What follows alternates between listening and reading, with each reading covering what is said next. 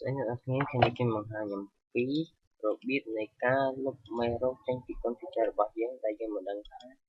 với từ lúc lối như cái này nhặt mà chấm 4 này ở nghe ai mời instruction là cùng xây sẵn chấm 4 này nó nghe tới test file rồi vẽ mối đem đi cho thả run OUM mà này là Windows 7 ở cái ai chạy mà cho cái này Windows này họ phải vẽ thả run hết thả tay hai bên load hỏi hai bên tập mất và hết dây vẽ TEMP như cái này ai copy video của đã các bạn hay Inter hai mình chọn mất nữa cái cho ra mình đầu tiếp dùng máy biệt ha prefix hay dùng Inter sản tiếp hai là nó không tới lục ở bây giờ mình không được cho tặng chúng ta bị cho hai nhận ở nhé nữa ấy lục mê rồi không chờ vào nhé ban để chụp chỉ ở lấy xung một tam cái không cả được quả bằng nói này là pra Windows X pra Windows X con để cho tròn này má nhà Windows chạy sợ hòa này về lộn chẳng hài bây giờ hàng khơi hái về lộn chẳng háiยัง ok นี่ข้างในយើង delete all មកយើងមិនបាច់ទុកទេបើតែមានគឺយើងលុបចោលទាំងអស់ព្រោះហ្នឹងវាជាមេរោគ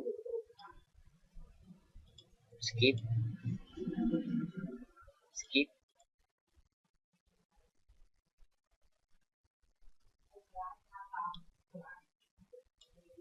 skip ដងទៀតនេះវាលុបមិនបានយើងទុកវាចោលទៅហើយយើងចូលមកអាហ្នឹងម្ដងទៀតយើងវាយពាក្យថា prefix នេះខ្ញុំមានស្រាប់ហើយ prefix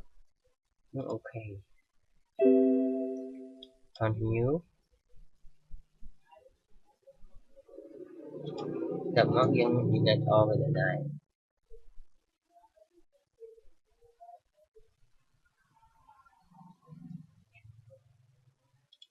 នេះពេលយើងលុបវាអស់ហើយយើងចូលមកកន្លែងធុងនេះធុងសម្រាប់នេះអ្នកនរនឹងឃើញនេះថាវាមានច្រើនប៉ុណ្ណា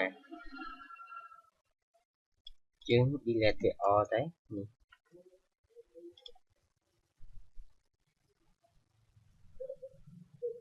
នៅពេលយើងលុបវាអស់ហើយអ្នកនរគ្នានឹងអាចដឹងថាម៉ាស៊ីនរបស់ម៉ាស៊ីនកុំព្យូទ័ររបស់អ្នកទាំងអស់គ្នានឹងរៀងដើរលឿនជាងមុនព្រោះថានេះជាមេរោគដែលថាតែវាមានអាមេរោគហ្នឹងអត់សមតែយើងតែជឿចិត្តអស់ហើយ 60% ជាងហើយ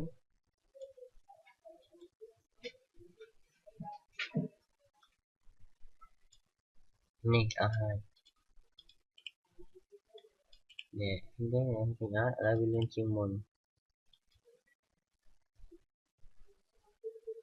ហើយអ្នកអាចចូលឆែកខាងនេះបើសិនជាយើងមិនបានដឹងថាឥ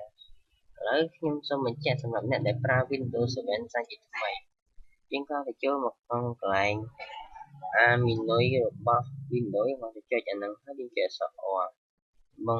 បងយើងយកពាក្យថា TEMP Intel off ទៅសារទៅផ្លេចមួយហើយយើង Intel ក៏អូខេបងនេះយើងលុបអត់ចេញទេព្រោះដោយសារតែវាជាប់នៅក្នុងម៉ាស៊ីនហ្មងហើយមួយទៀត prefix ដែរហើយអូខេយើងលុបវាចោលភាសាទៀតបើមិនយើងលុបវាមិនចេញទេយើងអាចទៅវាចោលហើយលុបវាចេញយើងលុបវាភាសាទៀតនេះយើងលុបវាចោលដែរនេះឥឡូវកុំព្យូទ័ររបស់យើងបានលុបមេរោគអស់ដោយជោគជ័យសូមអរគុណចំពោះការទស្សនាវីដេអូមួយនេះដែលស្ដីអំពីការលុបមេរោគនៅក្នុងកុំព្យូទ័ររបស់យើងដោយមិនចាំបាច់ប្រើកម្មវិធីអ្វីដែលផ្ទុកតែជំនួយ